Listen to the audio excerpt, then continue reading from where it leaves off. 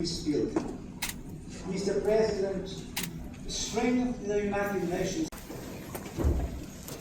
Mr. President, I thank China for continuing this important meeting, also the Secretary General for the insightful briefing, and Indonesia aligns itself with the statement of Ingatkan, which will be delivered later by Australia.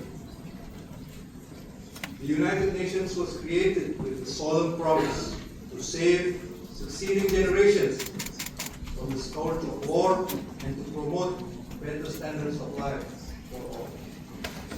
80 years later, the question is not whether the Charter remains relevant, but whether we still have the collective courage. Other ways must never become arenas of coercion, confrontation, or political bargaining.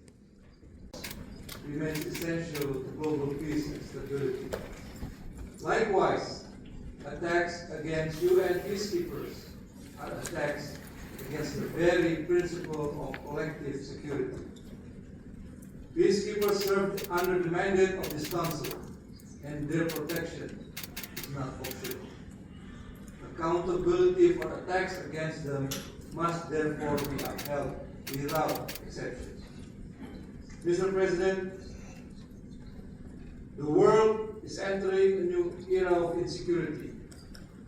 Artificial intelligence, autonomous weapons, and nuclear weapons are reshaping the nature of conflict. The Council, designed for the realities of 1945, cannot fully respond to today's challenges without meaningful reform. They must therefore become more representative, more democratic, more transparent, and more accountable. Indonesia always believes that reform is about restoring trust in the Council, not weakening it. And that process must begin with renewed unity within this Council. And the voices of Global South must no longer remain peripheral in decisions that profoundly affect their future. Mr. President, Indonesia is convinced that we need a renewed commitment to the Charter, not a new hierarchy. Not the Charter as rhetoric, but the Charter as responsibility. Not the Charter as elective principle, but the Charter as common obligation. And not the Charter as a relic of history, but as a living mandate. To restrain power through law, to protect civilians through principle, and to pursue peace and development through diplomacy. And this is how we return to the Charter.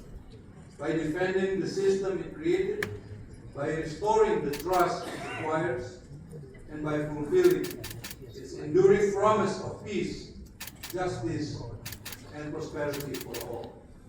To that end, Indonesia will continue to work with all countries to preserve dialogue, uphold international law, and strengthen a multilateral system that serves all nations equally. I thank you.